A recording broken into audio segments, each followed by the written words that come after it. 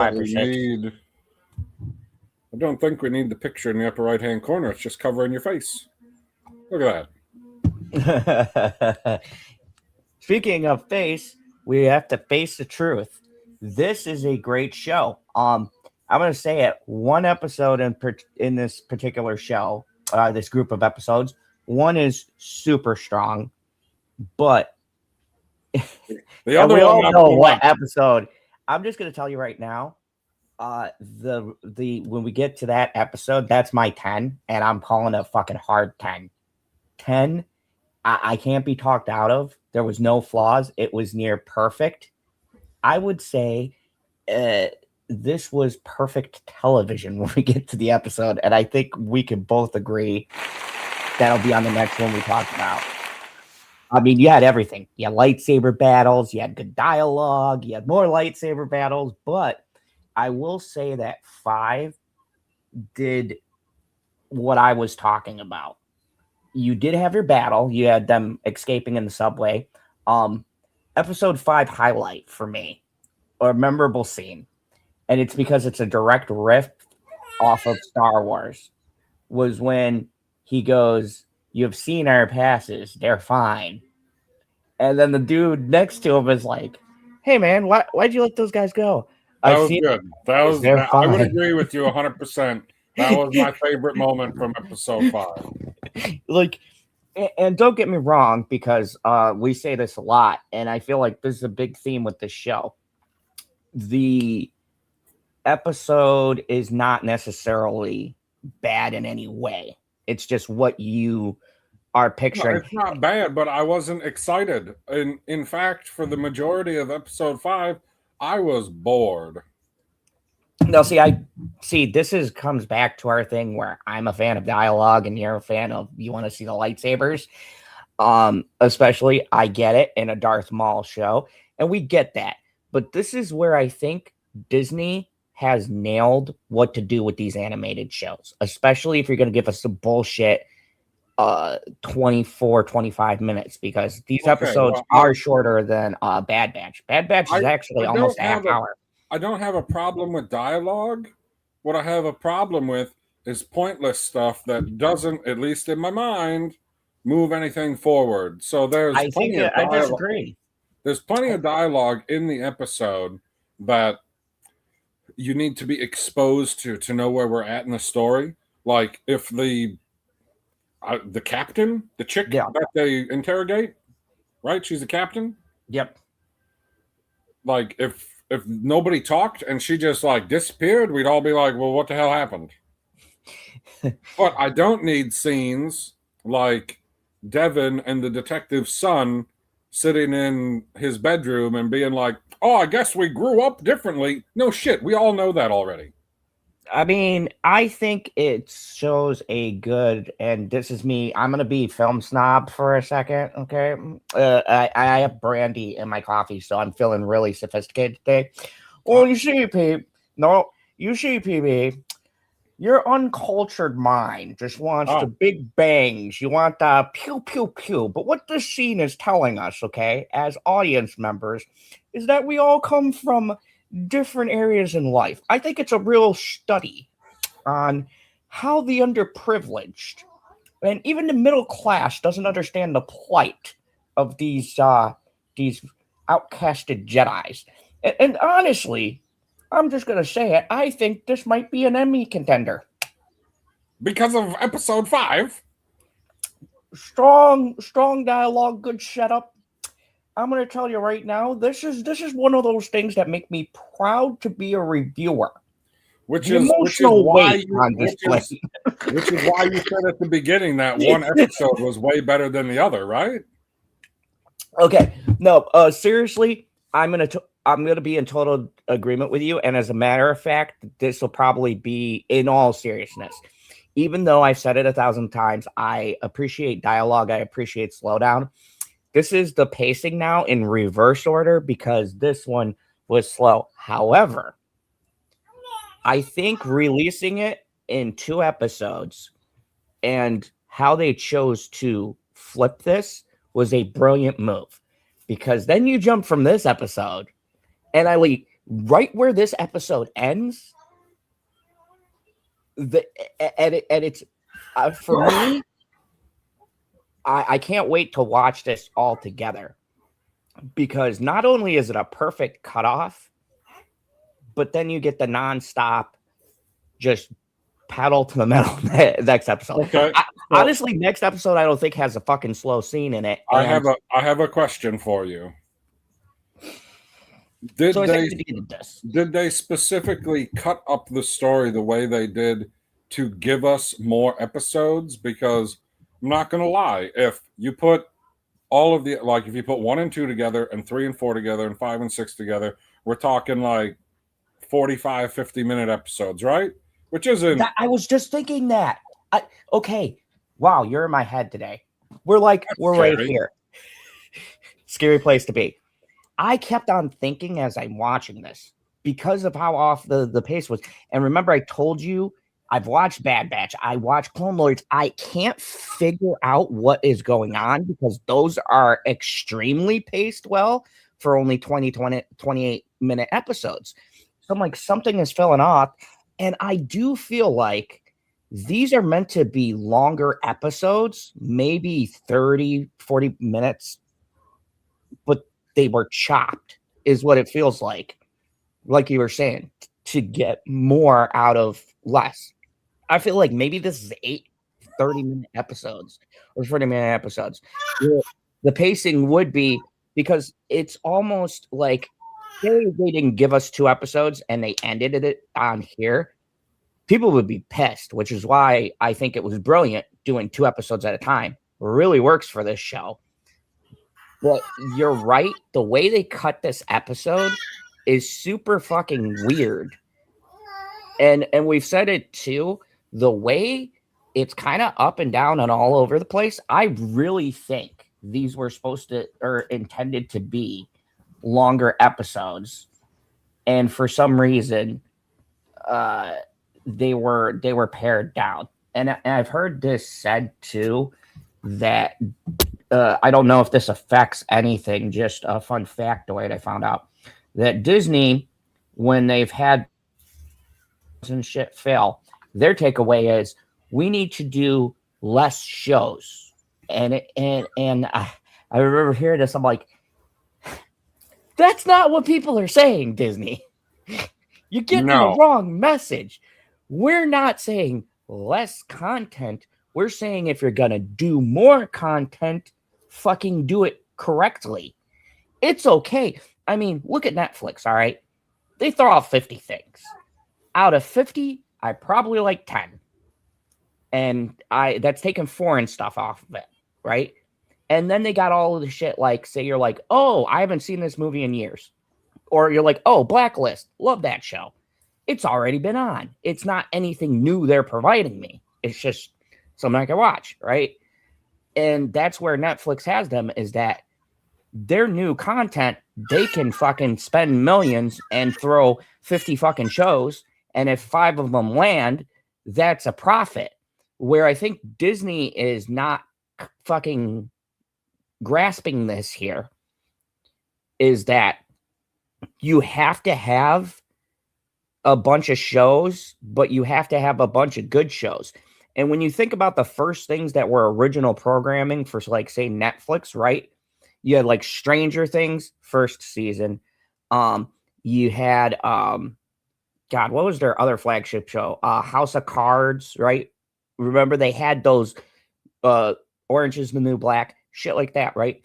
Where they laser focused on, like, 5 big products or 5 big original shows where, like, you could only get these on Netflix. And I think instead of Disney taking something from Star Wars, taking something from Marvel, taking something from whatever the fuck other property they have, like Aladdin or some shit, whatever, and doing one great show and then building around there, they did 50 fucking Marvel projects, 50 fucking Star Wars projects with various fucking quality. So now you have this weird thing where I feel like they're kind of scared to make these things longer, which is why we swinging it back to Maul. We have episodes that you and me feel like are chopped in half. Like literally, this could have all been one episode. Right. So my question is, were we almost Jedi mind tricked into believing they're like, hey, we're making 10 episodes of Maul? And you're like, well, shit. Some shows only get 6 episodes. Some shows only get 8 episodes. 10's pretty good. But in reality, we're only getting 5. Yeah, 5 or 6. And I think I really would love to know the behind the scenes, because it almost feels like that, because I've been saying I couldn't put my finger on it. I don't think that the first 4 episodes are, or I should say, the first 4 episodes don't stand out as much as being wham, chopped in half. But 5 and 6 definitely. 5 and 6 definitely feel like this needs to be attached to that, or else you like imagine just watching episode 5 and then having to wait for a week. You'd be like, we don't even need to do a fucking review this week because we gotta wait for shit to happen. I have to still review it, and yeah, I was bored, but it wasn't a bad episode. And that's I wasn't angry. Too. There wasn't stuff in the episode that I was like, that's not how the Force works. There wasn't even like mechanically stuff wrong, and I can understand. See, with me, I'm just used to, I guess I'm more tolerant of the talking stuff and things, because I felt like I was learning more. Like, for instance, with the wife, I feel like that was intentionally put in here because there's got to be something fucking important that's coming, because now they show her, and I'm like, right, they show her, and that they actually have a dialogue. Like, I don't know how frequently the parents talk or whatever, but I'm not gonna lie, the little nugget of her actually, well, she didn't actually show up, but yeah, on a hologram and have a real conversation with the kid. What is her job for the Empire? I am intrigued, just a little bit. And see, this is, and that's good writing. But what I feel like is, like you said, there is something kooky where maybe it was only 8 episodes. It was only supposed to be 8 episodes. Someone was told it was going to be 8 episodes. And then the buzz might have been like, hey, we said Shadow Lord. People are losing their fucking mind, man. Can you do 10 episodes? And like, I guess, if I snip here and I cut here, we can stretch this out. Because, and it's also weird too, because this is one of the few animated shows that did a 2-episode format. And now it really makes me, because honestly, I'm quite pissed, if we're being honest. If we went week to week and we stopped at episode 5, I think my rating for this episode would be harsher. But because we have 6 and I know what's going to happen and I know where I'm rating 6, I'm going to be easy with you. And I'm going to be honest with you. With this episode, I'm at about a 7. I had it at a 6, just from being underwhelmed. Like, it wasn't animated bad. It wasn't animated bad. It wasn't voice acted bad. As you say, there were no mechanical errors in the episode where you're like, well, how come this thing's moving in that fashion? Or this item is supposed to be over there. All that stuff was still good. I was just bored.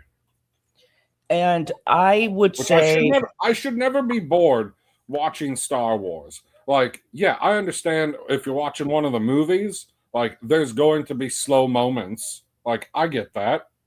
But there's never an entire act that is slow. And having episode 5 the entire way be slow, and in my mind, a lot of the stuff that was explained, like I said before, when Devon and the detective's son have the conversation, and she's like, oh, we had different childhoods. Anybody watching a Star Wars show already knows that they had different childhoods. I would say what raised it to a 7 for me was I don't know how, but Filoni's comedy landed for me. That one scene alone with those stormtroopers bumped this up for me, because I thought it was so fucking clever, and then combined it. I'm being a little bit easier, because combine that with I see what they're doing. Well, I'm not going to sit here and I like the foreshadowing. I'm not going to argue against the 7. And I'm not going to argue against the 6, because honestly, I think, and this is a great thing. See, folks, this is what happens when you make a good show. then these ratings become just arguments of semantics. It's more personal taste than it is us shitting on something. Which, can I just say, I'm glad to talk about Star Wars and not be angry. Like, this is just a debate about what we get out of something versus I would say it's nice to talk about how good a show is instead of how shit a show is.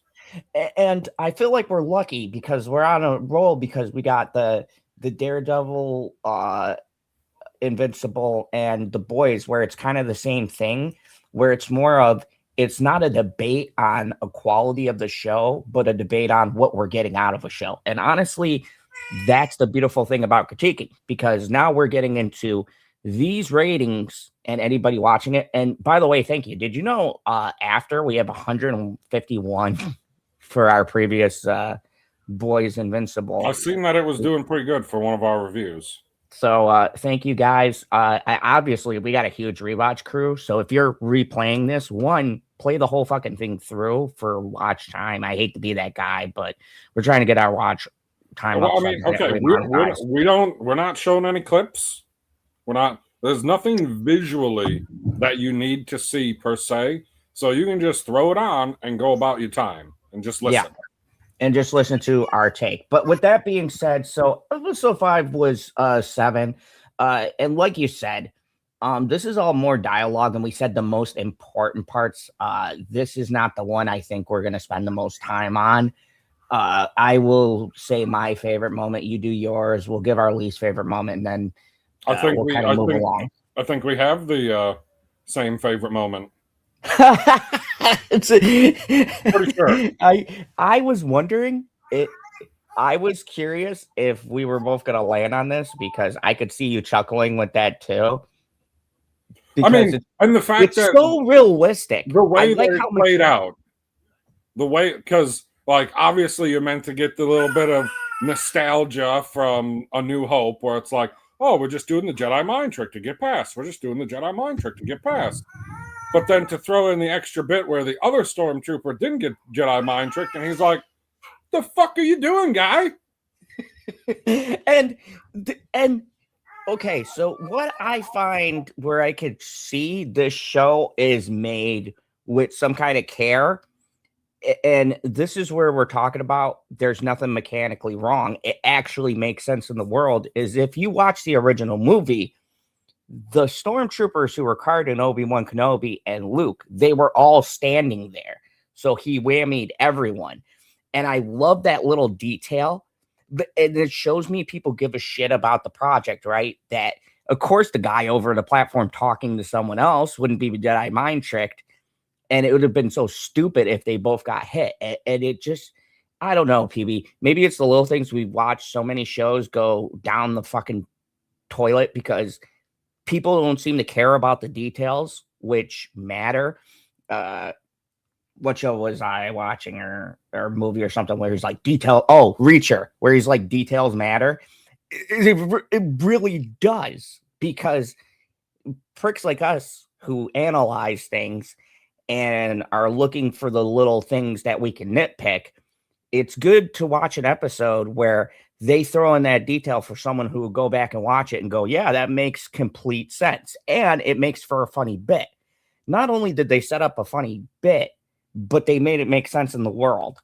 So that's, I think, and even with the conversation you have a problem with, I can understand you being like, hey, it's kind of redundant.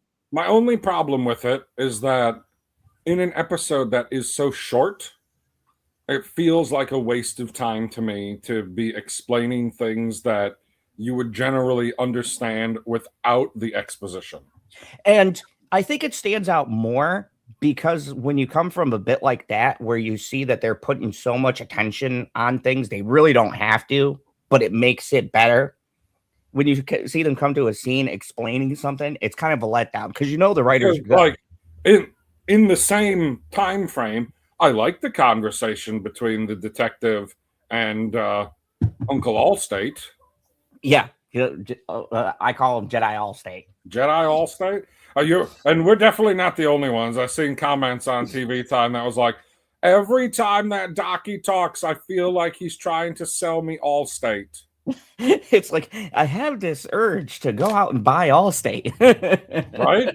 Like what a great. I wonder if they're getting a kickback on that. No, but and that's why for me I went 7 because the conversation's more resonated I and mean, it's not like we still get some action because what isn't is it the the subway fight is in there. And then it ends with no, the subway fight is in the next episode. I thought the only no. action in this episode was the escape from the apartment. No. The subway fight is in this one, and then it starts the escape from the apartment and continues in episode 6. So why am I the subway fight with Maul and the Inquisitor? No. That was a tram thing. They were underground subway after the guy goes, "Hey, wait, why didn't you check those two?" And they chase them. And then they jump in front of the train. That's all in this episode. And okay.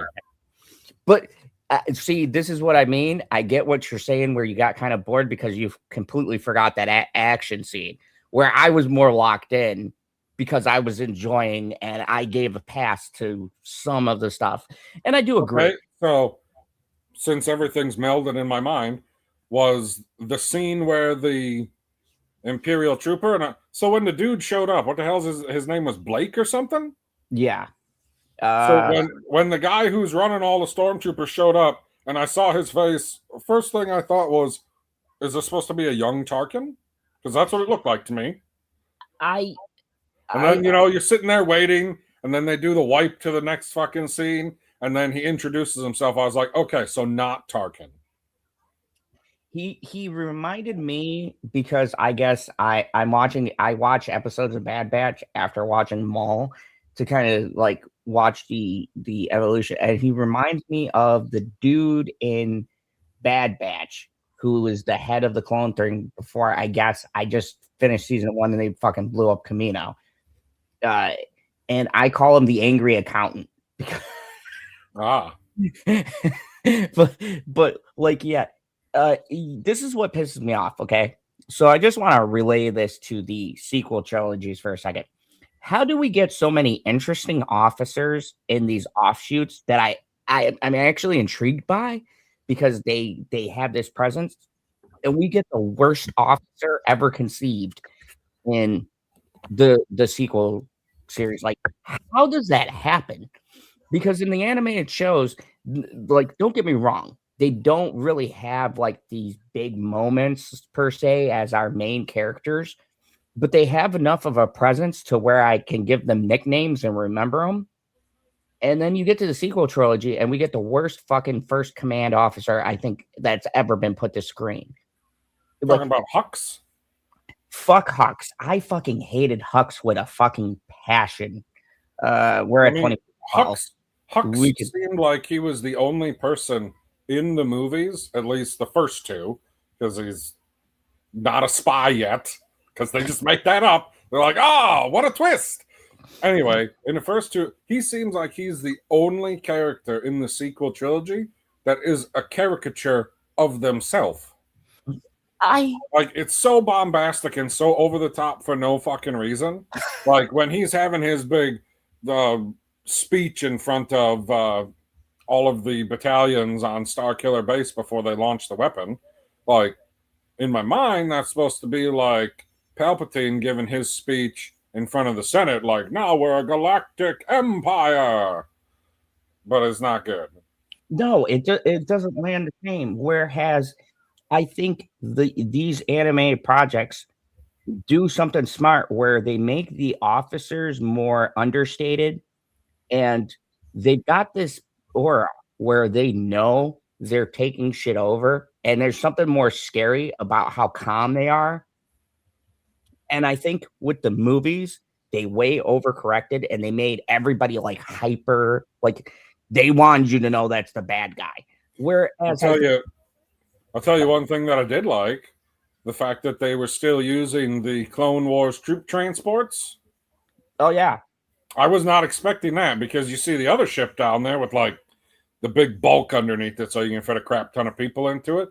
And then I can't remember what letters they use for these ships. Do you remember off the top of your head? No, and I'm watching it, and I know they've said it like 50 fucking times, and I can't remember. I just go by like how it looks.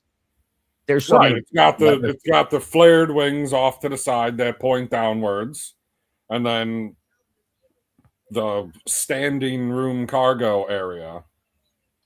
Which I thought, yeah, And I mean, I like that it was, I don't know if retrofitted or maybe remodeled is the best one. Like they remodeled it just a little bit so it doesn't look identical to how it did in the Clone Wars. What I appreciate is it's more of showing the evolution of the tech as the Empire is switching over.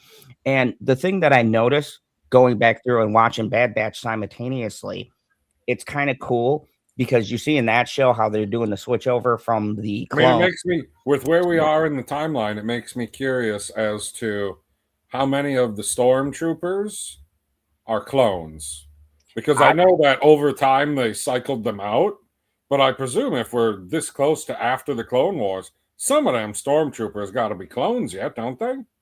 I mean, I want to say, see, I want to say no because they're saying that this show is after Bad Batch, and it looks like to me and I haven't gotten further in it, but the end of season 1, they sent most of the clones to camps or the fucking farm, and like the only ones that are out there that I picture in my head is like Rex and Cody, and they're still out there fucking about over here somewhere.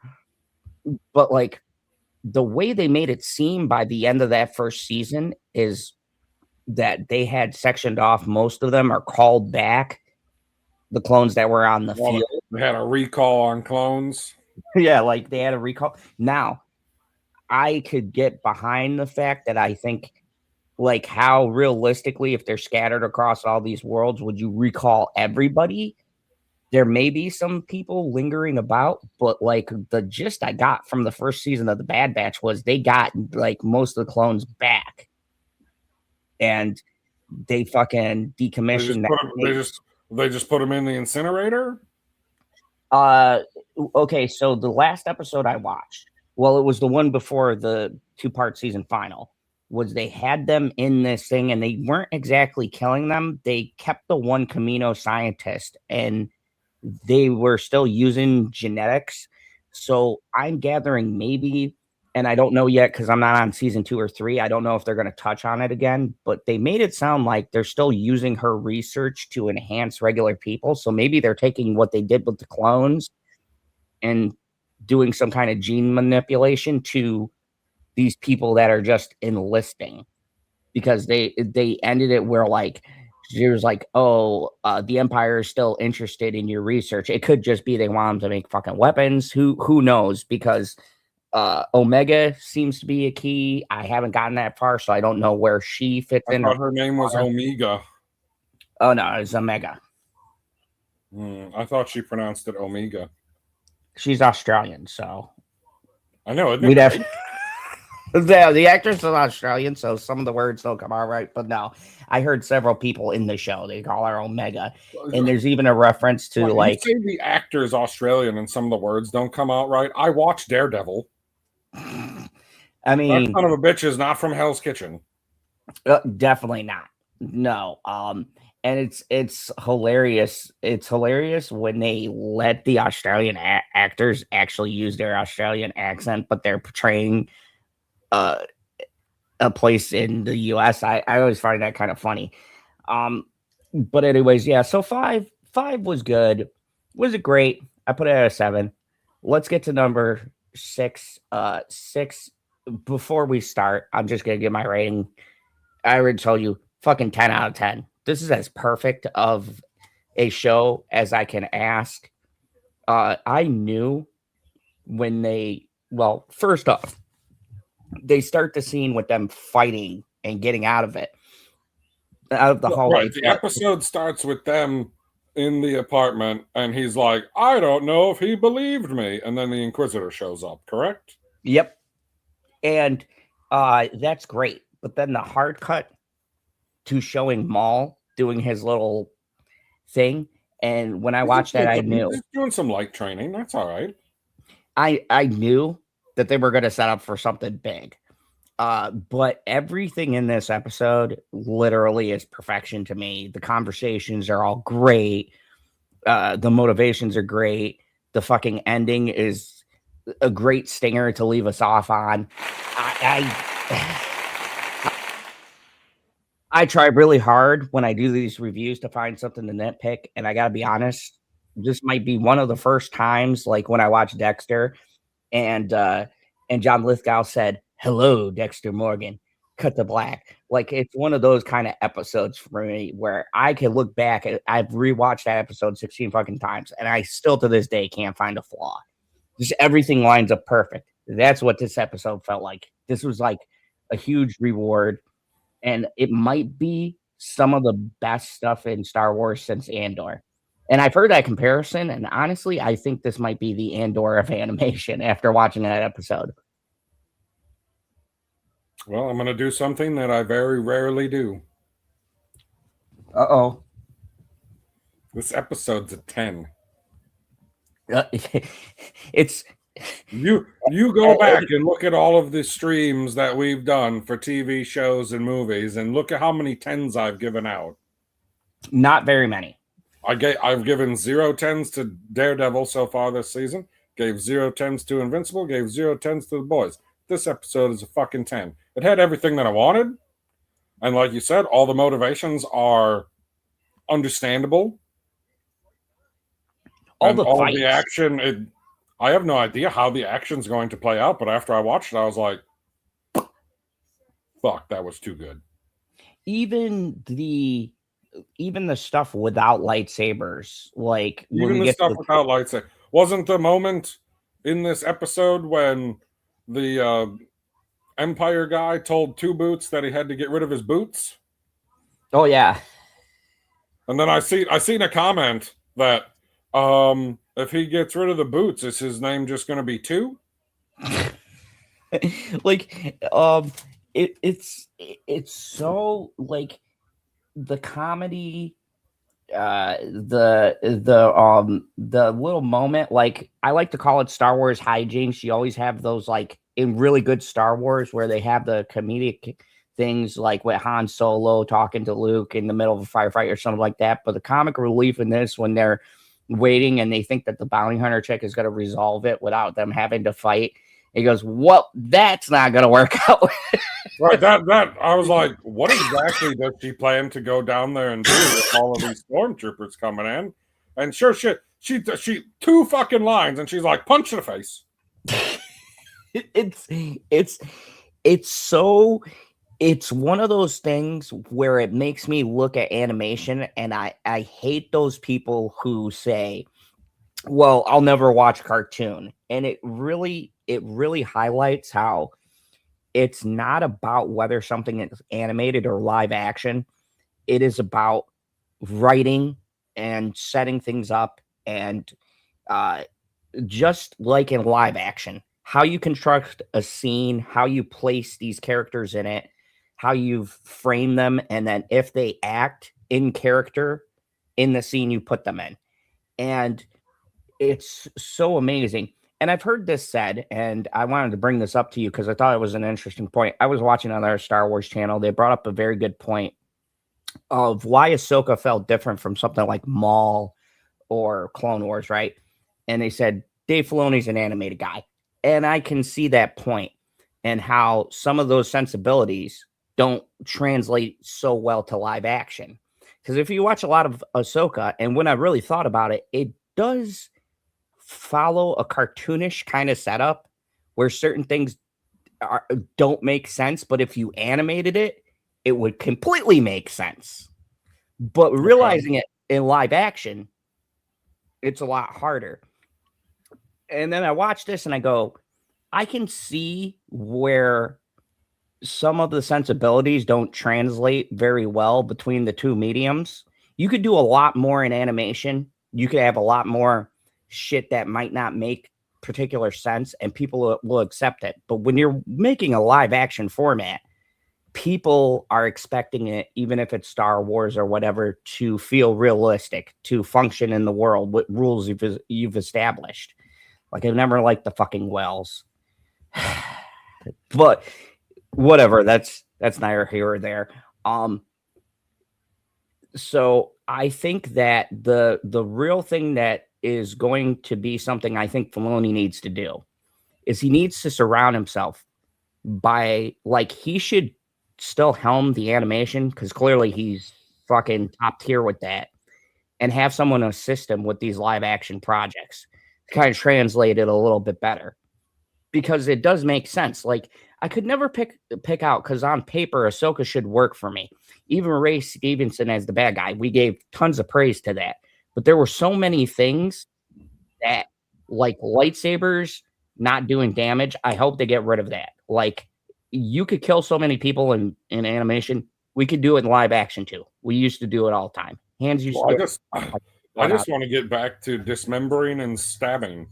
Yeah, like why is it? I've seen a lot of people talk about Qui-Gon Jinn gets stabbed straight in, straight out, and I don't know how many other people get stabbed, but are they really not getting stabbed in a spot that's going to destroy enough internal organ material?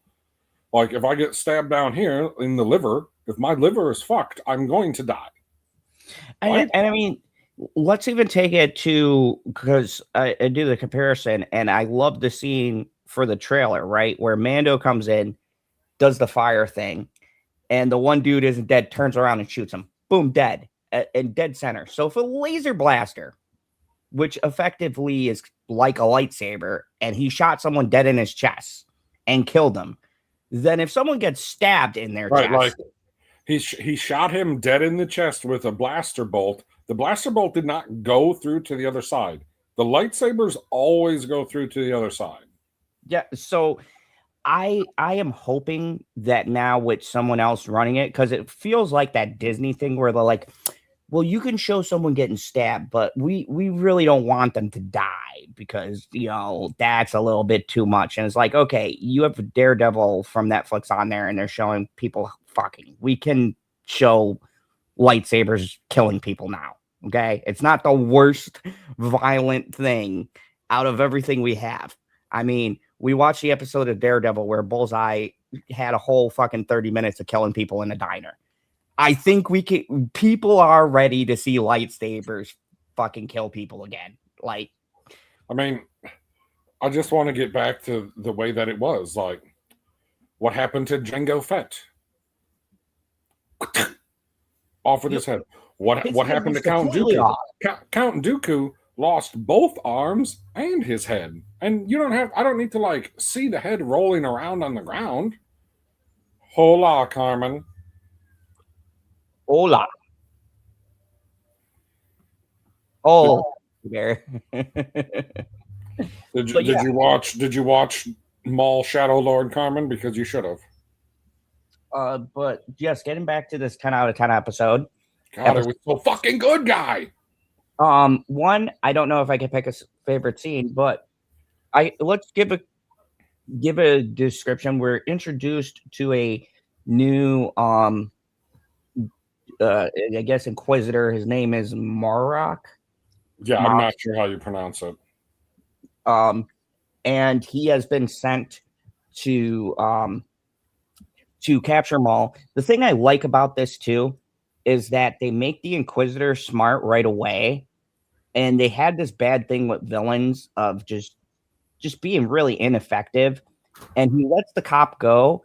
And I get the feeling that this was in the previous episode. He interrogated him, and it's meant to be like, oh shit, because they sent the other cop Lawson away. She's being transferred forever. And you think, oh, it's gonna happen. I'm pretty sure she was transferred from life. So you think, oh, our boy's in trouble. Obviously, he's the main character. He's not. But I like how they go through the interrogation process, but clearly he knows that the cop's full of shit. And he's like using him to tail him, which it's a basic thing. But I'm shocked in how many Star Wars projects we get where the villain isn't doing shit that makes sense, right? They'll just let him go, but they'll be shocked, or they'll happen to come upon something.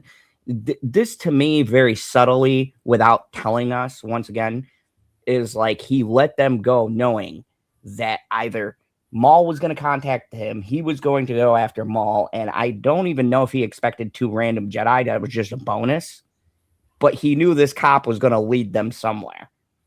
And he let him go as a way to find the people. And then also another funny scene in this where Two Boots is like, he'll see this was the best choice. You know, the Empire's got our backs, blah, blah, blah. And then you see Wanted. That was quite hilarious. That is good comedy. And like, that's what I mean when I'm talking about the comedy that I like. And people always get on me to this day about fucking Thor: Love and Thunder. I think we could all agree it fucking sucked. Fuck the screaming goats, whatever. But my issues with that was not the bit, but the continuation of it and just fucking beating it into the ground. Where it's like, you hear okay, I'll give it to you. When I first heard the screaming goats, I chuckled. It was funny. But after the 50th fucking time of hearing, okay, it kind of just drives me fucking nuts. All right. I love those goats.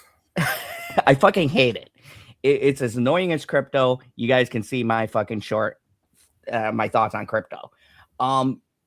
It's one of those things where I don't mind a joke, but I think it's more effective if it's one or done, or if maybe you tell the joke and then a couple episodes later, the joke comes back and you're like, oh my God. Okay, I remember in like episode 2, they had the Wanted thing, and then there's another poster or something. What I don't like, and this is related to fucking Crypto too, and my rant on that, is I don't like it where they know something's funny and you got to hear it 50 fucking times and it dilutes what makes the joke funny. It's like some jokes are one and done. Some you can bring back for a little funny, whatever. Sometimes you could even do a joke between seasons, right? You have this funny joke in season 1. They get into a situation that's similar and the joke comes back up and you're like, oh my God, that's hilarious because they were in this situation before and it's kind of like this situation. And that is, folks, like I've been saying for a lot of this show, good writing. Good writing is something that everything has a point within the scene. And I think why people are really liking this show, and me and PB love this show in particular, is that nothing feels like that it's out of place or that there isn't a specific reason for it to be in there.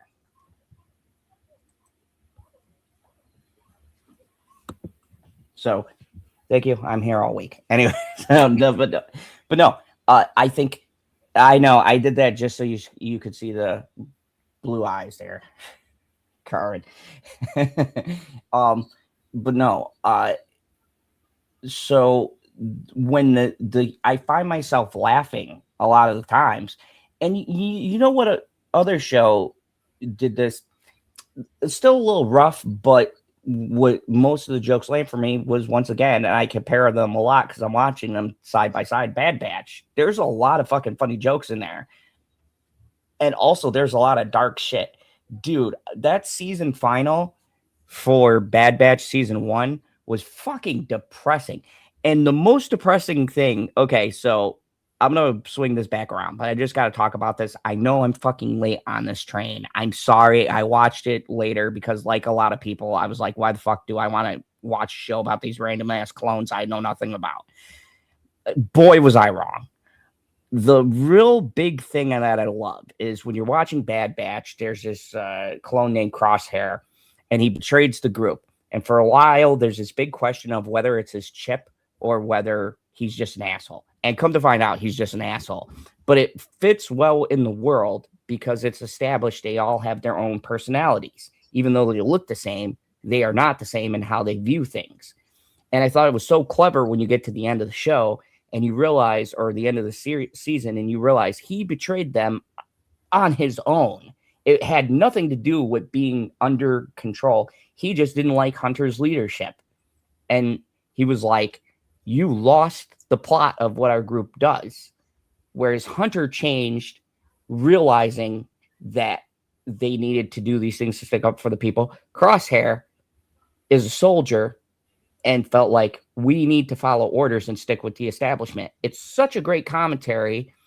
And swinging this back to Maul, I see the same things in this writing. Everything is so tight and everything has a motive. And there's not a larger story yet. This is only the first season, but it's like all of these things they're establishing about these people. And we're getting little interesting bits about Maul. And even in his manipulations, which makes him, I think, one of the most clever characters when he's manipulating someone. That end scene, I'm almost like, I'm not really against Maul in this. Like, he's making a lot of good points that aren't necessarily, I would say, deception. Well, I mean, just a reality of the situation. Like, yes, he has alternative motives, but he's not wrong. I mean, do you think he has a motive beyond revenge? Here's the thing with Maul, and knowing what we know, right, from like Rebels and previous Clone Wars, right? There's always a bigger plan with him. He's always working 16 angles. I mean, is his plan to rule the galaxy as Emperor? Is that the plan? I always felt like, and even with Rebels, it's hard to say because he's such and I think purposely he's kept so vague, and until he reveals what he's doing, you never quite know. But it almost feels like, to me, I think I'm on the bandwagon of it's all revenge. I don't know if he necessarily has an end game, because every time you see him at any fucking point other than in the prequels, like after he gets chopped in half, every time you see him after that, it's, I got to get back at this person. I got to get back at this person. Him being a villain is what creates so many more people for him to want to get revenge on, because villains be betraying villains, because it's what they do. Like, we're all going to turn on each other at some point, and now we got more people that he wants to kill and get vengeance on. I think, and this speaks to like the deeper lore of the Jedi, right?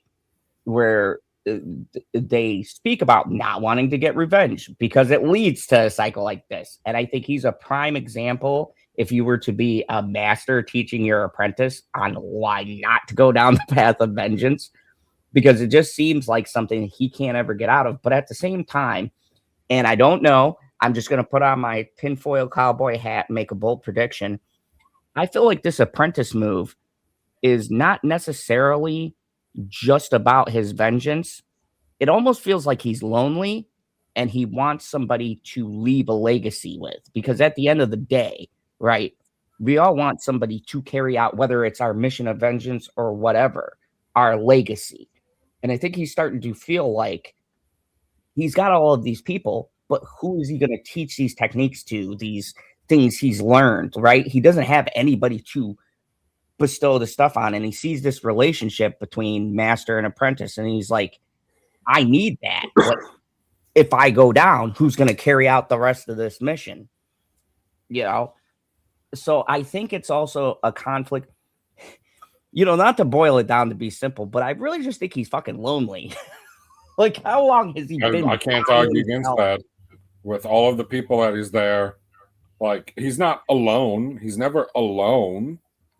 But I would be inclined to agree with you that he doesn't have that person.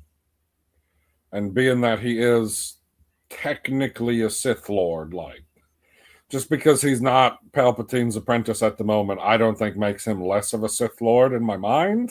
No. Like, because in fact, it might actually make him more, because he's more angry and wants more revenge. I don't know. But what I do know is that stories like this are hampered in the sense that certain things are not going to happen. It's like you watch a prequel story, which we'll call this everything before A New Hope is a prequel story, right? Yeah. So being that it's a prequel story, it's like, oh my God, is Darth Maul going to survive this show? Is Darth Vader going to survive this show? Is the Emperor going to survive? Of course they all fucking survive, because we know where they are, where they end up, where they go. Like, when you're telling a story, let's say, in real time, So when you're doing A New Hope, Empire Strikes Back, Last Jedi, Return of the Jedi. Oh god. When you're doing those stories, in my mind, they're where stories. Like, where are we going to go? Where are we going to end up? Like, is Luke Skywalker going to turn to the dark side and be with his father, or is he going to destroy the Empire and bring peace back to the galaxy? Whereas stories like this, being that they're prequels, and we know where the characters go, these are all about how. Like, how did we get there? But I like to relay this back to, and you guys know, if you know this channel, I try to drop this every chance I get. Breaking Bad, right? Okay, so if you guys don't know, there was also arguably a better prequel series called Better Call Saul. And what Better Call Saul did very well was we know where Saul Goodman is. And the show makes a point to do a flash forward to show you where Saul Goodman is at the end of Breaking Bad. Then it flashes you back to how he got up to the point of meeting Walter White and his life going to shit. And so what was clever about that show and what I look for in a prequel is, even if they introduce Gus Fring, who's the bad guy of season 4, and we know the fate of him if you've watched the show. So I know Gus is going to live in this prequel. That's not what makes it exciting. What makes it exciting is all of the people they introduce that we've never seen, because then that leaves the question of, this person could still be in the universe. Just because we don't see them doesn't mean they're not there. So he has this love called Wexler, right? He's in love with, and we never see her in Breaking Bad, but they do flash forwards, and you do get to see what happened to her during the events of Breaking Bad and capping off Saul's story, right? And so it's kind of clever because you can introduce new characters into your world. And if you say want to bring them into another project, well, if they're still alive in universe, then you could justify introducing these new characters. And I think it's a better way, especially in Star Wars, because you know how they love to bring characters into other stuff. It's a good way to introduce new characters, establish them, and be able to bring them back somewhere in the timeline as a cool little nod if you watched a previous show. And still have a new character that people can like and make it make sense without having to always bring back the same characters. Because I think the situation that Star Wars is in right now, and don't get me wrong, we're both fans of Vader. We're both fans of Maul. We're fans of Ahsoka, I assume, all of that stuff, right? But it does get tiring seeing the same thing and no progression one way or the other. Like we're always progressing the older timeline, but Jesus Christ, like I know you got a good 100-year gap or whatever between movies or however they do it, but we've got to be running out of that space. Like I would like what gap are you? There's 20 years between episode 3 and episode 4.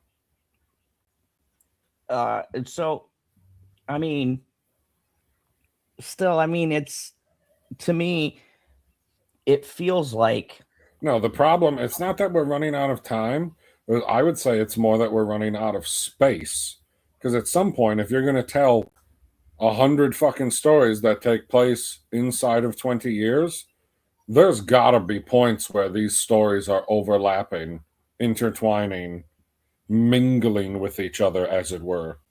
And I think they did the best with Rebels, where even if you watch Rogue One, you see the ship from, and I noticed, I caught in that they had Hera as a little kid. That was a nice little egg, where I was like, oh shit, okay. So, and they made a joke about her not being good at flying, and like, that's pretty funny. Yeah, and the first ship she flies is like the escape ship, and one of the clothes was like, she's like, how am I doing? And he goes, well, your erratic movements is making both the Empire and us unable to follow you. It's just like swinging the fucking ship back and forth. And so, like, I like stuff like that because that character is, like you said, intertwined. There's even scenes where they've been in the Star Wars universe somewhere, right? And then we can account for the rest of their time, or like with Zeb being in Mando and Grogu. We can account for that time where, after Ezra fucking disappeared with the fucking space whales, right? We can account that they all split up and went to do their own thing. Harrow's probably still working with the rebels because obviously she was one of the ships that was taking down the thing in Rogue One. So clearly she's stuck with the rebellion. Zeb's a mechanic, probably went off and did his own thing because Ezra Rose wasn't there. Ahsoka fucked off and went whatever that they were doing. What type of, going back to Rogue One, what type of power source do they have inside the shield generator? The shield goes all the way around an entire planet and is essentially solid. Like you can take the biggest fucking ship you got and you can crash into it and you're just obliterated. Like, fuck, man. They gotta be using all 3 ZPMs Atlantis style. And that's the thing too that I want to say about these prequel series that could also be a worry. The tech, they've done a decent enough job, but there's still things where I look at like this older stuff and then I go, or prequel stuff versus what we get in like New Hope and stuff. And I understand in the 80s or whatever, or even going to when the prequel trilogy was made, we didn't have a whole bunch of awesome technologies to show all of these things. But it's like, it creates a gap to where, like, how come we had this thing back in, the prequel trilogies and all these shows, and it's not here when the galaxy is technically more advanced than it was? I think there's an inherent like gap in technology that's really hard to account for. And it kind of makes it weird when you're going back into the original trilogy and watching it and you're like, if they had that giant shield, that would have helped stop the fucking Death Star. They would have had to take out the shield generator first and then did the fucking death ray blast. So that's my other thing I get worried about is the technological gaps. And it's the same problem we have in Aliens. Like, they have, for instance, and we watched that shitty show Alien Earth, right? In Alien Earth, they have a fucking net gun to capture a xenomorph. I did not think that Alien Earth was a shitty show. I think it was one of those things where it had these moments where I was like, what in the fuck are we doing? No, after we get to where we get to, it's shit to me because I was letting go inconsistencies. And this is just because, if you guys don't know, I'm a huge fucking Aliens fan. I have been since I was a kid. I know I love Alien 3. For some people, that's like blasphemy, but that was one of the first movies I saw in the theater as a kid, so it sticks with me. But I love Alien 1, 2, and 3. And I'm a big lore guy. I'm in that community. And the issue that Alien has always had, and I'll relate this back to Star Wars, is that as we've gotten progressive with our technology, they invent shit in the timeline going backwards that was never addressed in the older movies. And the older movies theoretically take place like years after the prequels. Where the fuck did the net gun go? Where are the androids that they have in this show? They're not even fucking mentioned anywhere. And it's almost like they went backwards. So it's like, where are all there's no android in the original movie? The advancements that they have in the show, none of the androids in the original movies have any of that shit. So it makes it weird. And the issue that wouldn't be an issue if the movies weren't specifically set so far ahead of the prequels to where it's like, why aren't they using this? This technology seems better, yet they're using this other technology instead. It doesn't track. In Alien, they don't use FTL, do they? No. What they do is when they want to go someplace, they put you in cryogenic freeze, and then we just fly as fast as we can. Yeah. Right? Yeah. Okay, well then in my mind, it would make sense that you would be able to see stuff that's farther along in the timeline because the ship left 200 years ago. No, I'm not talking about the ship itself. I'm talking about that what they arm and equip them with. It doesn't make sense in relation to the stuff that they showed, like in that show, Break the Timeline. It was a big thing in the community because that stuff, if it existed when the Nostromo was sent out, like 50 years or 70 years later or whatever it is, and people brought this up rightly, why weren't they equipped with this stuff if it exists in the universe? Also, Wayland knowing about the alien breaks the timeline because in the movie, it's established as a new organism no one has ever seen. It's basically like directors throwing out shit established in order to do something that they want to do and not respecting where they are in the timeline. And I get nervous with Star Wars because it's like we've been able to kind of make things fit, but I always wonder if we're going to run into something that a prequel shows, but it doesn't make sense if you watch the first movies where it's like, how is that not in here if it could have did all of these things? You know what I mean? It's just like when you put a bunch of cool shit into these shows that are supposed to be before, New Hope or whatever, it does beg the question of why don't we have this device here? It would have made things in this movie so much easier. Did they forget about it? Did they not have the resources for it? Star Wars has less of that problem. I don't know. I just got PTSD from fucking Aliens because they fucked the timeline so much in Aliens. It's the more they try to repair it, the worse it gets. It's like, I can agree with that. But anyways, going back to Maul, I'm sorry. This doesn't have an issue with that. And the Inquisitor and Maul fight, God, it's so hard for me to pick, but I'd have to pick that as my favorite. Oh, that's definitely the best scene in the episode. I was thinking this, and I'm gonna do a very hot take here. Uh-oh. I would argue in the past couple of years, as far as lightsaber battles, this might be my favorite. And I'm not going to a prequel. I'm just going out of everything new we've gotten in Star Wars, including live action. This might trump all of that. I don't know, Guy. I have a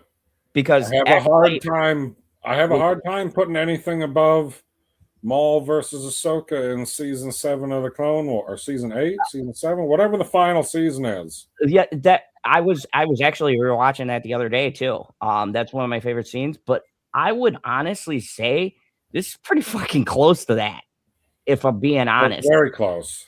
Not in the length, but in the spectacle, they're pretty. I've been watching a couple people do videos about WrestleMania, and everybody's talking about match length because for the time that the matches were relative to the time of like the fuck around time compared to the advertisements that you have to watch during a pay-per-view, which fucking wild to me that we got. But things have changed so much. Remember when pay-per-view was just pay-per, like maybe you get one. I don't think that length of lightsaber duel directly equates to the emotional weight of the duel. See, here's the thing. Like, you only have to tell the right story. Like, if we go back in time, like, I know there's no wrestling fans watching except for General Zod. If we go back, it would not have ever made sense to have a match between Bret Hart and Shawn Michaels that is 5 to 10 minutes long. Like having those two guys that can wrestle the way that they do in a short match, in my mind, it's never going to make sense. On the other side of that coin, which I don't remember which WrestleMania it is off the top of my head, but that's irrelevant. When you had Lesnar versus Goldberg, if that match goes more than 10 minutes, it's doing something wrong. So, like, depending on, it's all about the story that you want to tell in the lightsaber duel. And in reality, yeah, they're trying to kill the Inquisitor because the Inquisitor is trying to kill/capture them. So, like, I get that. But with how it plays out, they really just wanted to escape. Like, the whole point is to escape. For me, I think what hit for me, if we're talking about emotional weight, it's the way Maul and the Inquisitor were fighting that just somehow spoke to me. And like the little shit talk they're doing, and then both being dark side users and seeing like, I think it's the red lightsaber versus red lightsaber is very intriguing. I agree with that. It's the intensity and the way that like she cut the thing, but I was really like, I really think Maul had that fight, and it was so interesting. Yeah, I could tell you that might be my only problem with this entire episode. Like when she cut that coupling, the caboose fucking stops. Like, I don't know specifically how this fucking train works, but like if it's anti-gravity and it's getting its power from the train and not from the track, it should crash into the ground. And if it has its own anti-gravity to the point where it's floating, but the train or the engine at the front is what's pulling it along, it should continue to move at some speed, just not as fast as a train. Like, everybody's seen a train decouple. It doesn't just stop when it decouples. It continues to roll just a little slower. And I thought they could have done it a little differently, where it kind of rolls forward and then like do a force push on a thing to stop it. Like, that would have been good. That's all the negative that I can come up with for this episode. Like you said, tiniest of nitpicks, because even I didn't pick up on that, but now that you said that, that does make sense. No, this show has done very good at having the physical nature of the environment play out in a proper way. It is so amazing because we talked about the animation versus live action thing, and it just shocks me with how much the team seems to put these things into perspective. And let's just be honest with each other, whether it's live action or animation, you don't have to care about these things. You're not always going to have two people who literally what we do is talk about shows. So it's kind of our thing to find stuff, because if we're going to give it such a high score, then we shouldn't find even these little things, because at the end of the day, nothing's perfect. And we were given the episode a 10, but there's the little nitpick for the show for this episode, right? And it's tiny. It's not even enough to affect the. I don't know if it's an actual problem.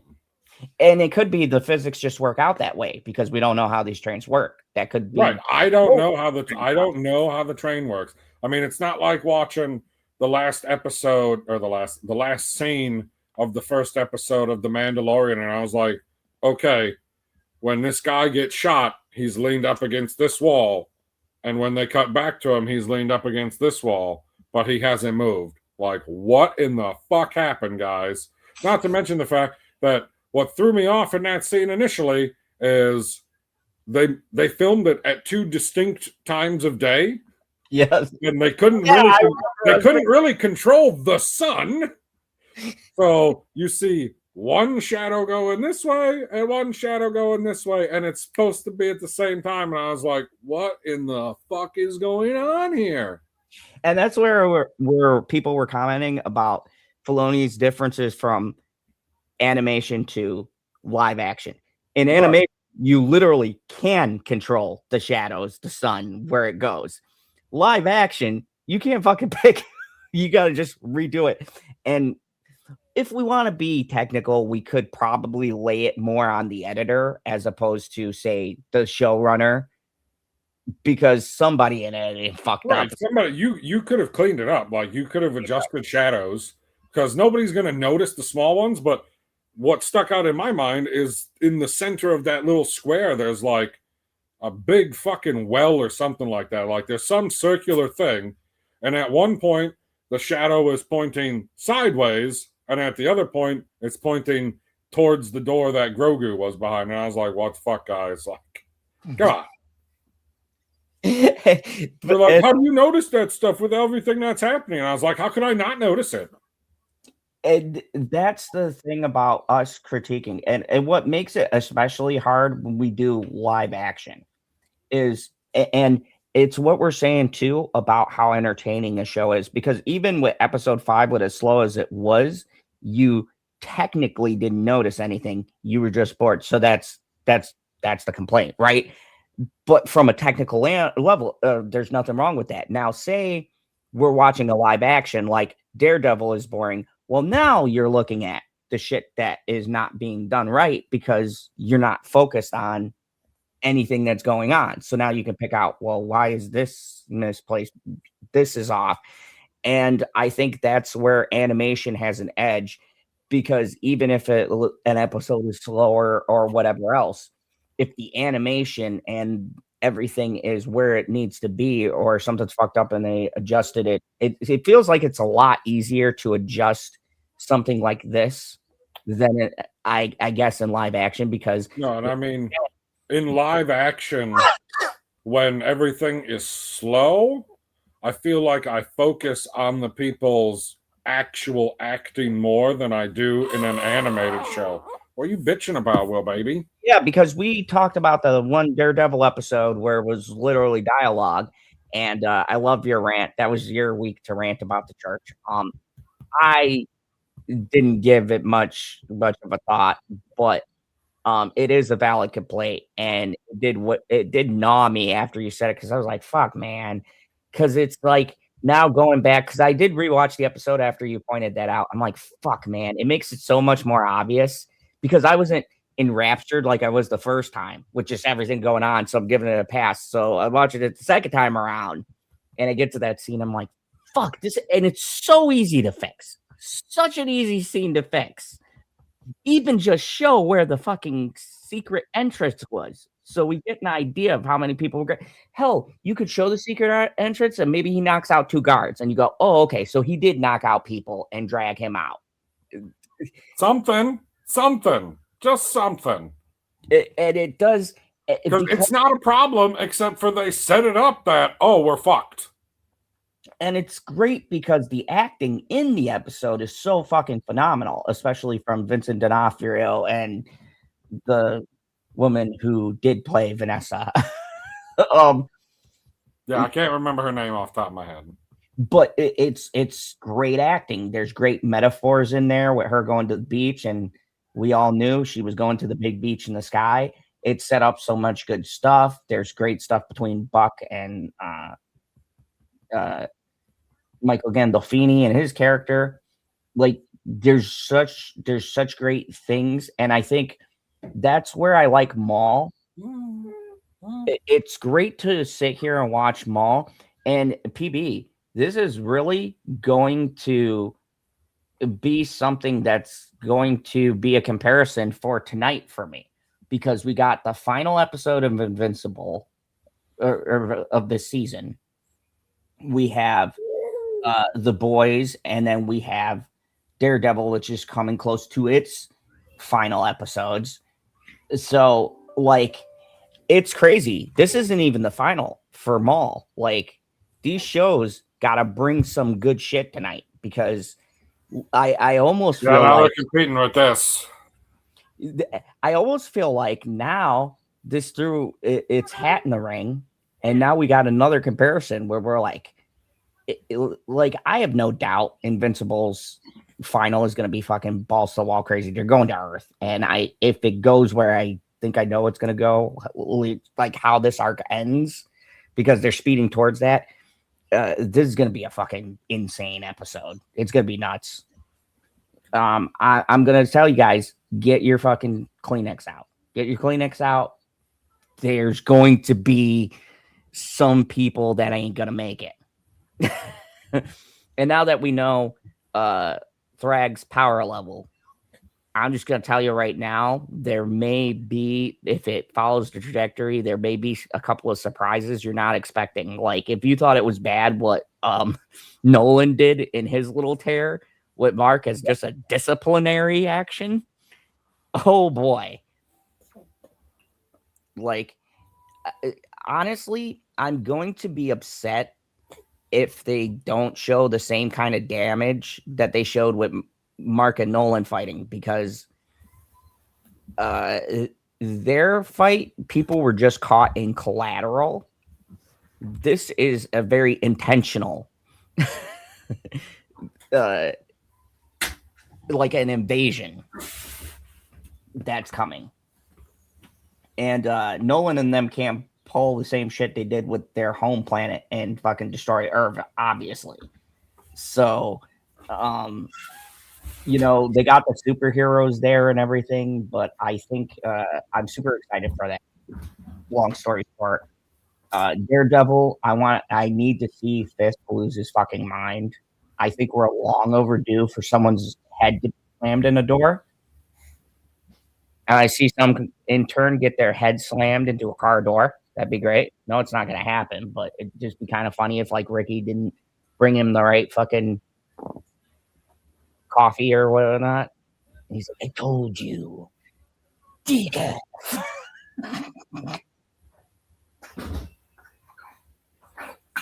So we need an unrestrained Kingpin. We need some big action in Invincible, and the boys, you know, they're just doing their thing. I don't know. This is an interesting one. Let me ask you, from the boys' perspective, because I think they're going at a good pace. They're killing the appropriate people. They're setting up the appropriate pieces. Are you done reviewing this show? No, I'm gonna swing it back around. Just where the process. What would you like to see after watching a 10 out of 10 episode from Maul? What do you think the other shows need to bring? Because this is the first 10 out of the great shows we've ever, and make no mistake, every show we've been reviewing is great. We've dedicated days to talk about them. So each one of them shows need to add a lightsaber. Okay. Let me be more specific.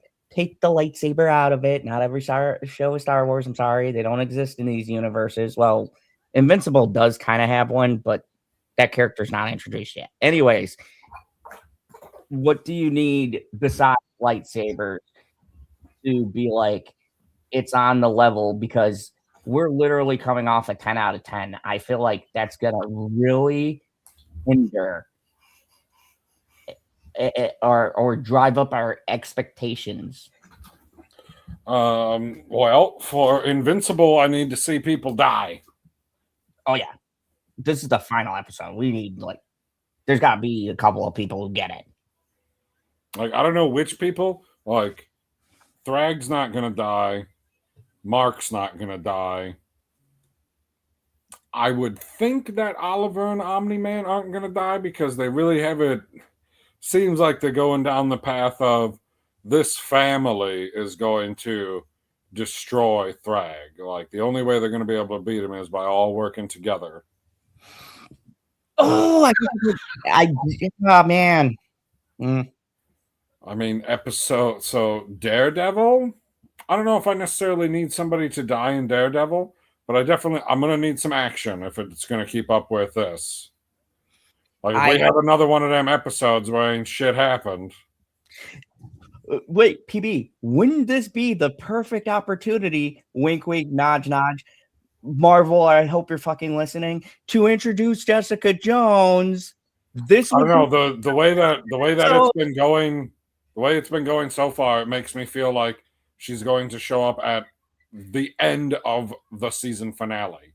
I've seen the scene with her and Matt in the church talking, and she says, "I'm not going to carry your ass." I don't know where it's placed, what episode, but tonight would be a great night, guys, to drop that episode, because then, like, I'm just going to tell you guys right now, I'm a Jessica Jones whore. So it's going to be just her appearing in the episode. It's going to automatically bump it up to like an 8. So they're going to be starting with good marks, and it'll drop a raise depending on the quality of the episode. But that be fucking nuts if they drop that episode tonight. Then in the boys, I mean, somebody is going to die in the episode. You just never know if it's going to be characters that are just introduced or characters that have been around since the beginning. I mean, if you kill off A-Train in episode 1, but then in episode 2, you kill off 2 people we've never seen before, 3 people we've never seen, 2 people. 2 people. There's just a rocket guy and a lava guy, right? Those are the only ones that get killed. Well, at least in that moment. Like, you thought Soldier Boy was going to die, and he didn't. And it was good. I'll give it to him. It was a good fake out, because we didn't know what Soldier Boy's durability was. So it was a very good way to get the audience going, oh, shit, man. They only had him for like 2 episodes. So, it's one of those things. It was done well. It was done well, because in the moment, you're like, holy shit. But then as soon as you think about anything, you're like, wait a second. There's at least one, if not more than one scene that I saw in the trailer that has him in it, which obviously takes place after this, because I haven't seen it yet. So how does he die? And then he doesn't. But it's great, though, where in the moment they can have you have that doubt, which is what I'm saying about good writing. It's very well executed. I think for this episode of The Boys, it needs to have the highlight for the episodes. They need to have action to, in my mind, to match what we got, because episode 6 was so mind blowing, and not even just action, PB. Like, I think we're selling the episode a little bit short when we just say action. Like, even the conversations, the dialogues, the little jokes, everything is so fucking well constructed in episode 6. Like, it's just amazing. As a Star Wars fan, it's like being a kid again, you know, and you're jumping up and down, you see the lightsaber, but you get the little funny joke, and then you get that, oh, how are they going to make it out of this situation? I know they're going to make it, but it's just so good to feel like a kid again watching it. And I kind of want that giddy feeling when I go to put on Daredevil tonight, because fucking first show that I can watch. And then, you know, with the Boys and Invincible, you know, I kind of want that to go on, because the worst feeling is if we come off of a 10 out of 10 episode and we've got 3 episodes of talking, I will be pissed off by Slow, because now my adrenaline's pumping. I'm excited. Well, I would say Invincible has a lesser of a chance. I don't know. Whichever way you say that. Invincible first, because I know it's a season final. That's why I'm going to watch Invincible last. That might actually be. Let's put it this way. I watched Daredevil first because it releases at a reasonable time. Thank you, Disney. And then you have to choose between The Boys and Invincible, because they release at the exact same fucking time on the exact same fucking day. Fuck you, Prime. I know. I don't get it. I have no clue who the fuck thought that organization made. Like, you could have even waited. I don't understand their release time either, because, okay, if it releases, I'm East Coast time now. Yep. And it releases at 3 a.m. here, which means that it releases at like 7 a.m. in England, which, you know, Greenwich Mean Time. Like, who the hell's watching a show like this in the morning ever? It's it's so insane to me, and it's crazy too because we always shit on Disney, but I will give them one thing, man. Even with the way they're scheduling Daredevil, Born Again, and Punisher, right? Like they're spacing shit out. Like you have the final season of The Boys, and you only had like 3 episodes of Invincible left. You could have spaced it out and had Invincible do its run, and then do The Boys. Right. You either could have separated them completely. I mean, there's so many ways. You could separate them completely. You could switch one of them to Wednesday or Tuesday. Yeah, Tuesday morning. So like it would have came out this morning, early morning. And then the other one comes out at the regular time. Or you could have you could have did them, let's say the episodes will give you a little extra time. They're all at least an hour long. So if you schedule them to release an hour and a half apart, that means you can watch an episode, whichever one they decide to do first. I don't really care which one they do first, but you can watch it. And then you can, when the episode is over, you can go to the bathroom. You can go get yourself a snack. You can go have a fucking cigarette. You can go do a line of blow. Like whatever you're going to do, you got a little bit of time in between the episodes and then boom, right back to it. Instead of sitting there like, which one do I watch first? What a terrible choice to have to make. And this is a problem with just like streaming in general that we've talked about. And the thing that I miss about the old school television format versus streaming was the fall season and the scheduling and the way they scheduled shows. If Dude, you were, I 100% agree with you.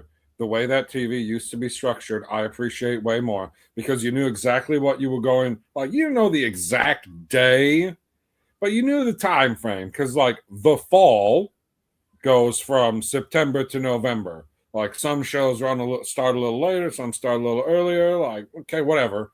That's how you want to do it.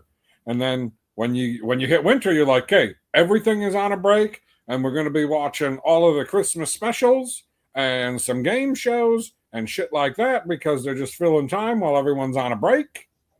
Then you come back, boom, you get that second half of the season, and then summertime shows. Oh man, do I miss the summertime shows?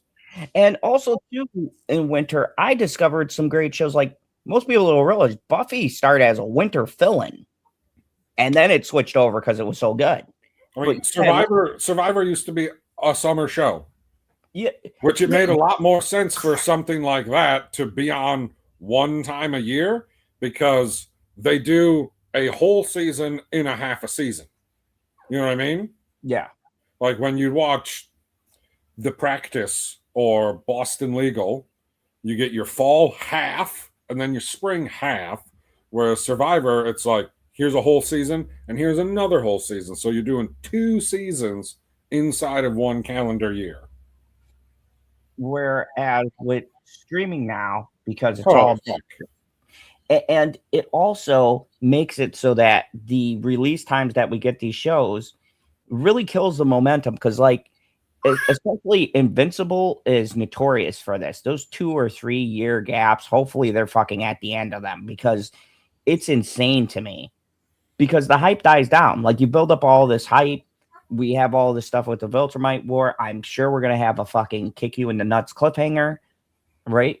And now what? We got to wait another fucking 2 years for another fucking season. I really hope they did the at least a year, not including the runtime of the show, because some are pretty good at being like, we come out in April, we come out in March every fucking year. That's when the show is starting. And maybe it's not the exact same day because of how the calendar works, but it's, within a couple of weeks either way of when the previous one did. So technically less than a year because, the show ran for 4 weeks, 8 weeks, however many weeks it took them to release all of the episodes. I mean, Netflix, not so much because they release all of them and then you fucking wait a year and then they release all of them and you wait a fucking year. And I'm not going to lie. A year is a long fucking time to sit here and keep in your mind what's going on compared to, oh, the show wrapped up in May and it's starting in September. And it's crazy because I noticed this too. Like one of my favorite shows that I talked about that I thought really highlighted Chris Pratt's acting ability was The Terminal List. They're just now coming out with fucking season 2. The Terminal List was that season was almost fucking like 2-3 years ago now, and they did a prequel in between that called The Terminal List Dark Wolf with his person. Spoilers if you haven't seen The Terminal List, but he kills the person who's like his brother at the end. They did his prequel leading up to the events of The Terminal List and why he was the way he was. It was really good. If you guys haven't seen okay, so I haven't watched the show, but I have a feeling that I'm probably going to watch it at some point in the near future because from what I knew of it, it was just Zendaya in Euphoria. Did you watch Euphoria? Oh my god! I've never watched. Say yes or no. I've never watched the show, but I did watch the new season premiere just because I was curious because of how shitty people were saying. Okay, well, I didn't know going back to the beginning that Sydney Sweeney's in the show, so on the watch list, right? Yeah, it's on the watch list.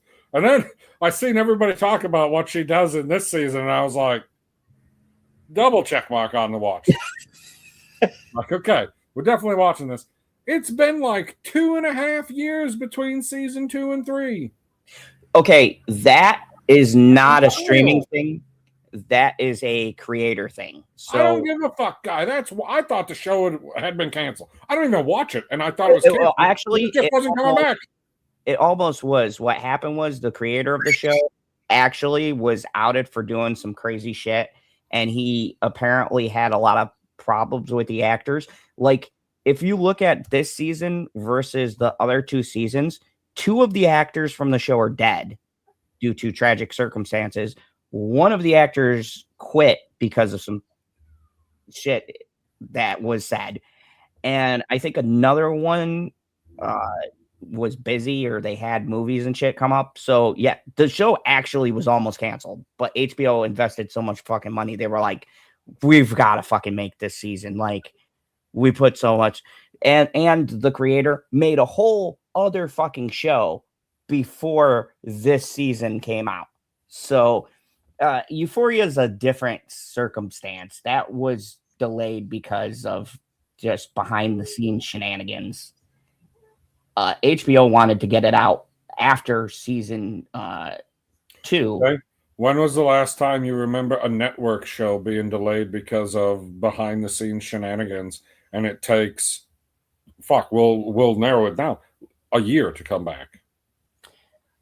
Like, the only time that happens nowadays is if a show is switching networks, and then even then it's usually back on within the year. Just it didn't necessarily make it to the window it would have been on if it went to change network. So this is the good and bad thing: TV versus premium or prime TV. A lot of the contracts back in the day were built in that if you signed to a particular show, if you were the lead or the co-star or even someone important to the story, you were locked into that show for a minimum of 2 to 3 to 4 years. And this was a big thing with especially the CW and the legalities behind it. They hire all of these young actors. So say, for example, Riverdale, the cast fucking hated that show, but none of them could do other projects. And a lot of them were offered different projects. They could not take them because these fucking contracts they were in, they were so fucked that the lawyers were like, you either have to pay the contract out or you just have to write it out. And most of them weren't. We're talking CW. Even if Fox or any of them, you're not rich enough to break the contract, basically.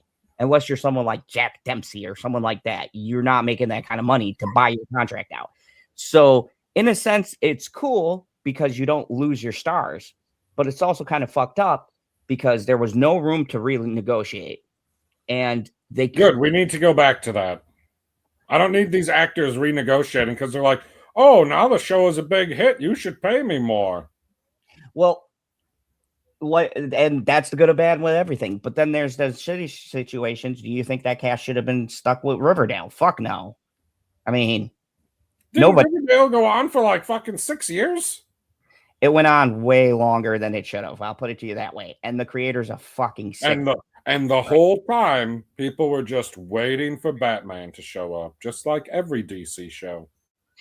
Riverdale isn't DC. Because fuck you, Superman. Wait, is Riverdale? Holy fuck! I think Archie is DC, isn't it? Oh, he's definitely DC comedy.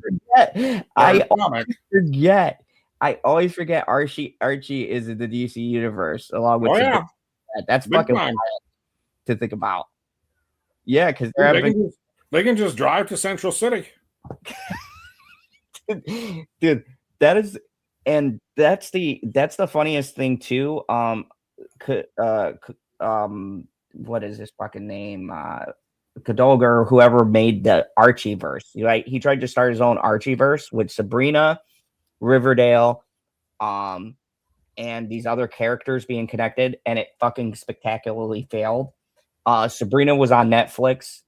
Yep, I knew that. Riverdale was on CW, but he was saying in universe they were all connected, and then this motherfucker got Pretty Little Liars and tried to connect that into the Archieverse. The dude is a menace, and he needs to never touch a show. And now they gave him fucking True Blood. I've never seen somebody fail upwards so hard in my life. Everyone remaking True Blood. Yeah, and the dude who made as a remake or as a continuation. No, remake. Yay! And it's like, how do these guys who can't write fail so spectacularly hard and fail straight up the fucking ladder? Dude, what I don't get is I don't know. I saw somebody say this on Twitter or X or whatever, and it makes sense to me. Why would you take something that's an all-time classic, like this movie's spectacular, roundly loved by the critics and the audience? We're going to remake it. Why don't you take shitty stuff where people was like, remake the shitty stuff? Perfect example. That's an excellent point. Silent Night, Deadly Night. Ain't exactly the most beloved horror movie. Very controversial. Did a remake. The remake is excellent. And if you guys haven't seen that, it stars the dude from Halloween Ends. Remember the guy who killed the kid in the beginning. He plays the killer in this remake. Rowan Campbell is his name. PB, he does a fucking excellent job. So not only did it help his career, because I'm pretty sure Halloween Ends, a lot of people did not like that actor.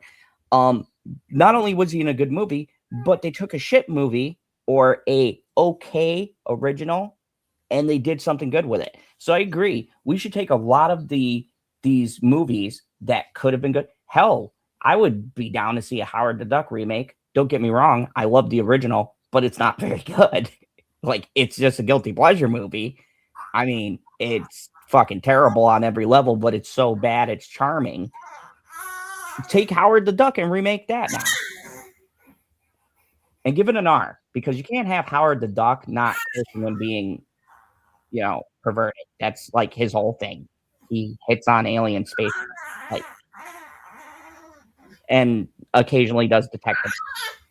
So yeah, I'd love to see like a Howard the Duck remake or something like that. Yeah, I agree. Like, we never get the shitty movies or even, how there's cult classics, right? There's all of these movies that a certain amount of people know about, and you could remake that and make it more popular. But no, let's make fucking Lilo and Stitch for the fucking 50th time, or redo the fucking Lion King and make 20 fucking sequels. Like, I don't know. It's the same thing that's happening in video games too. It's everything. Everybody's in this place. No, video games. I don't like remakes in general. I like remasters. Remasters are great because then it's just the game polished. Excellent. Yep. Being a Pokemon fan, the remakes, so like Fire Red and Leaf Green, they add stuff from the current generation and apply it to the previous story. Heart Gold and Soul Silver take stuff from Generation 4, like the physical special split for the stats, and it applies it to the story, but then they add a whole bunch of little bits in there. Like when you play Gold and Silver, you don't have the Suicune storyline with Yusin, and they put that into the remakes because it's in the story in Crystal. Like they took all of the best bits from Generation 2 games, repolished them so that they look like the Generation 4 games, and then added as many little bits as they could so that you wouldn't be missing out on stuff that had been introduced in the interim. And I have no problem with doing stuff like that. And it's like you said, when you start to remake stuff and you take a story that's been established and you just put your own fucking shit in there and kind of throw in stuff that was in the original to entice people. And it's the same thing across movies and things like that. But you know what doesn't do that? Star Wars. Great stuff. 10 out of 10. I'm going to wrap this shit up. I think. You know what else is great stuff? What else is great stuff, PB? The deals that you can find at moviepalette.com, and you can save 15 extra % on top of their already great deals by entering code ZONE15 when you check out. Holy cow. And I could do this at any time? You can do this at any time. And when you put in code ZONE15, you help support your favorite YouTube villain. If you want to be a Shadow Lord, if you want to rule the galaxy, go check out moviepalette.com, put in that promo code, and support your favorite internet villain. Guaranteed to arrive before Christmas. Anyways, thank you guys for watching. Tomorrow we will be back to do review again on 3 shows. Hopefully we're as glowing and happy and have a lot of great things to say. I want to be hopeful, but also I'm a little scared because this sets the bar really high. Oh, yeah, then. So I'm telling myself in my mind right now, Zod, temper yourself. You know, this isn't going to be it's not the same show. It's not the same, but it's so hard. And this is what I'm saying about this season and this year in general. There's so many movies I've yet to review on this channel. I saw The Mummy.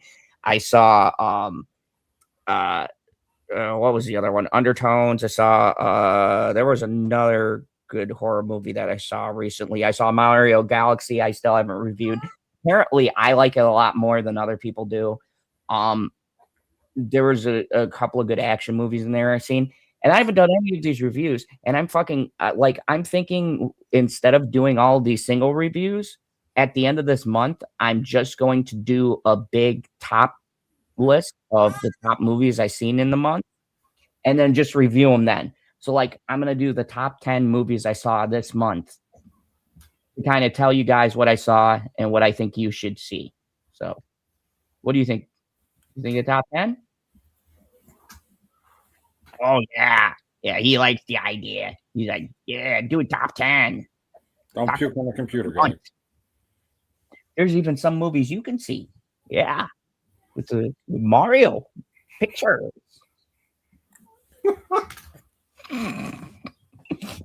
He's so intrigued. He's like, who is the guy with the cowboy hat? Dave Filoni. You're welcome. You've been blessed. Dude, you need to redo your picture that you have in the upper right-hand corner because, like, I'm looking at the picture and then I'm looking at you and I'm looking at the picture and it's like, your fucking beard ain't that dark anymore, guy. Get it together. No. My photo took some Just for Men. Oh. You're okay. You're supposed to get touch of gray, not solid gray. Maybe I need to do something with my beard so it matches the picture.